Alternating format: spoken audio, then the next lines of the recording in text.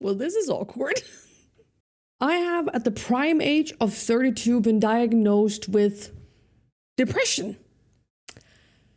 And I didn't even know. Before you start writing in the comments, the reason it's awkward is not that I got a depression, but I went on for so long not even knowing that's what it was. That's the awkwardness. I have never been scared to share my story and my bingo card of mental diagnoses and chronic issues like ADHD, anxiety, stress, chronic migraines. I have some autism in me, some OCD, all that, all those goody stuff. But for some reason, talking about me having depression is hard. Not hard. I can't talk about it, but it feels weird, unfamiliar, and awkward.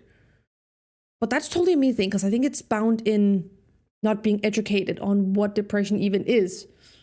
Because again, I could walk around apparently for potentially years being depressed and not even knowing that's what it was. Why am I telling you this? Good question. I just felt like I wanted to address this in a video, both for you who follow along the journey here, my friends, my Twitch fam, my live stream fam, as well as me not having done a singular talking video to you more intimately in the last 2 years, where I had some viral shorts that went completely boom, and which is what gathered me however many following I have for the first long time. So I thought, let's do a video, however short or long it may be, and let's talk depression, mental health, and me needing to now learn to do better. I guess. I don't know. Yeah. Hi, I'm Camilla. I am 32 years old. I am a prime example of millennial? I'm a millennial. Wow. I was late diagnosed with my ADHD and my autism roughly 2 years ago by now-ish. I have been struggling to exist, to say the least, especially the last year's time.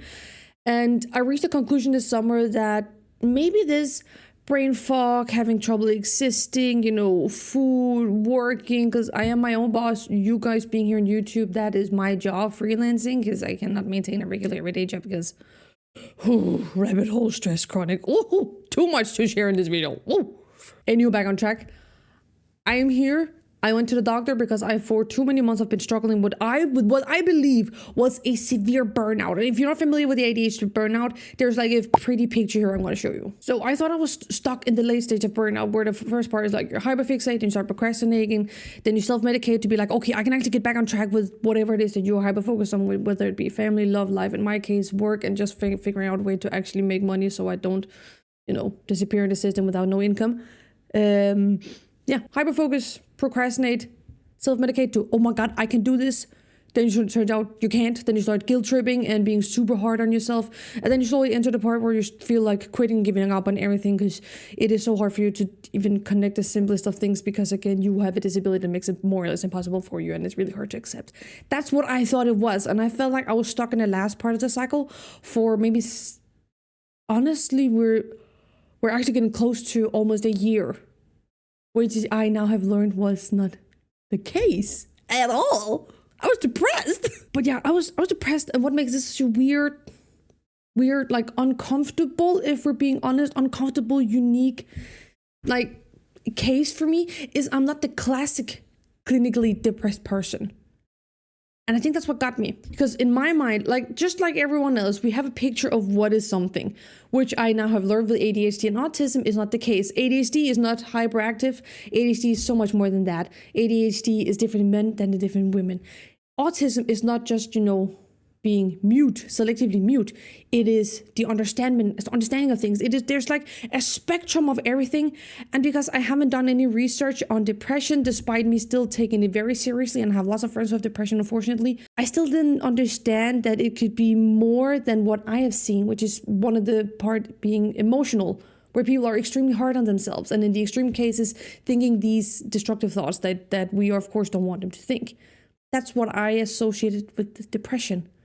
And now I have learned that's not the only case of what depression can be. And I think that's what threw me off guard of, I might have that. Ooh. Because in my case, I don't have these emotional self-destructive thoughts. I have guilt tripping and all the good stuff, but like these extreme thoughts where I go into a deep pit of, oh my God, I'm so stupid, I can't figure something out. I lack this and that. I should do this, in the matter of, emotionally abusing yourself. I don't do that. Many years ago, when I was before my eye-opening frontal lobe development being like, oh my God, I'm not an NPC anymore, I was a lot more self-destructive. Again, different rabbit hole, but that's not who I am anymore. I'm actually extremely confident. I have high self-value. I'm still working on these things to increase them even further. But that's what also makes me like the atypical, not the typical depression patient, because I don't have all these thoughts. And when I got the diagnosis with the doctor, he also took that's the thing, this was a male doctor. I think he's like 45 or something along those lines. And he took this like super serious, way more serious than I did. Not that I didn't, but he was good. He was really good. The ADHD is shining. I'm not medicated anymore because we need to pause from that. But anywho, back on track again. I don't have this emotional self-abuse in the same degree, which is what I connect with depression. And you're so deeply depressed, you have trouble staying tidy and keeping your apartment and your life and like hygienic and stuff, which I don't blame anyone. Depression is serious, but again, that's what I connected with it. And then I talked to him and I described my issues with just staying alive, basically basic stuff, me being too patient with going to doctors when needing. Like I had internal bleedings for 3 days without knowing it as well. I was just like, I'm in pain, but it's gonna be fine. Then I went to the hospital and like, yeah, you're not fine. I'm like, okay, I didn't know. Stuff like that. And oh, give me a second. ADHD got me. Oh, what was it? Right. I don't take good enough care of myself, and I talked to him that I thought I was gonna be like, I thought my ADHD meds were wrong. They stopped working. They worked a little bit for me for the year and a half I had them, but they stopped working. And I thought that was a problem. And then he's like, one thing is your meds, they're not working anymore. Don't think we can find a medication that's right for you right now, but that's your call. But you also have depression. And he was being super soft and kind and warm and being like, do you like have these thoughts of harming yourself? Or do you think this and that? And he was super soft, because usually when people, they get this, like they're depressed, they're in a very sensitive space where soft, calming hands is what they need.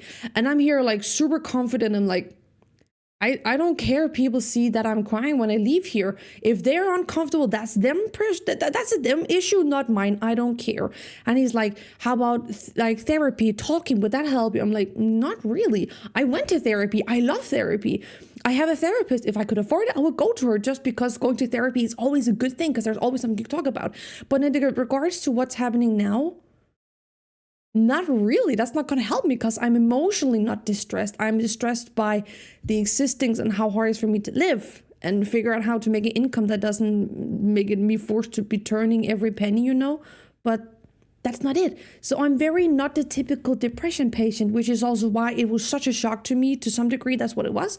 And then on the other hand, I'm like, well, if that's what it is, ding dong, stamp in the book. What do we do for here? Because I just want to feel better, which I think shocked him a little bit, because he's like, you're taking this so well. Like the doctor, he was really surprised by how well I took this. And I'm like, depression and mental health is a big part of who I am, and what I talk about in my work. Even though I've not seen this much on YouTube, it's mainly on Twitch and stuff. I do that. But it is what it is. It's just a name that can now help me help myself. So I don't care.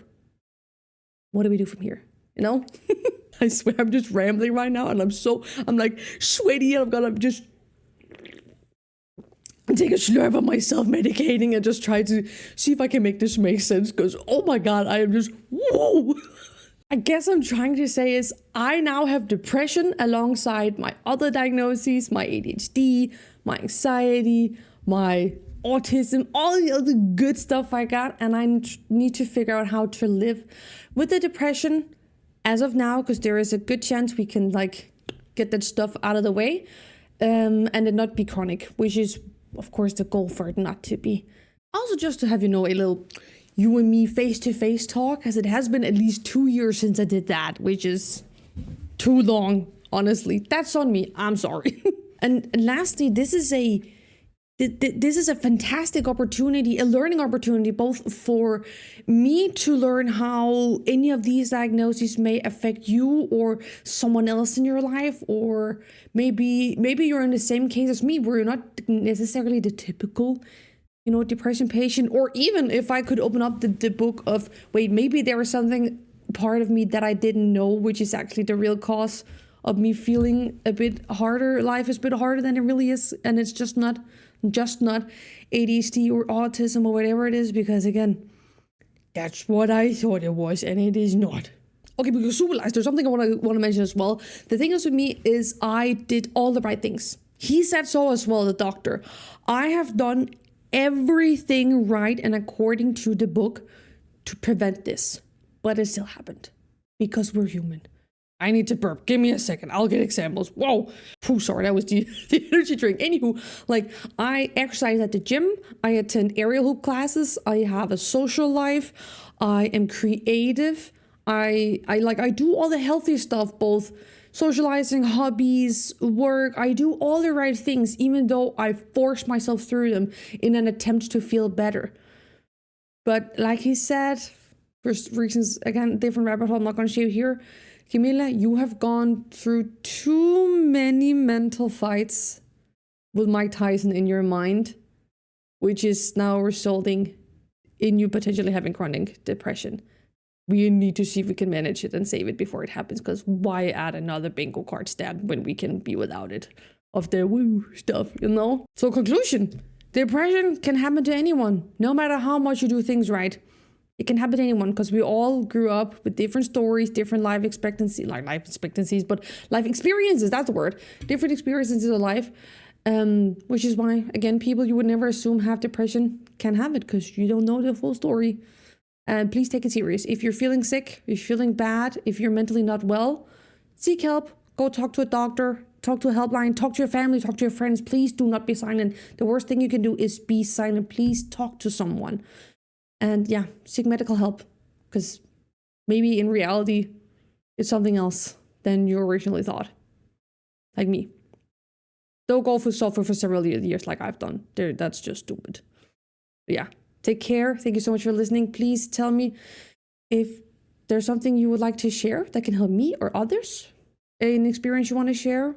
And let me know if I should do another talk of these based on a woman with ADHD late diagnosed as a millennial, and how the hell I managed the world around it, and the differences between that for a man and a woman, because I can talk about mental health this for days.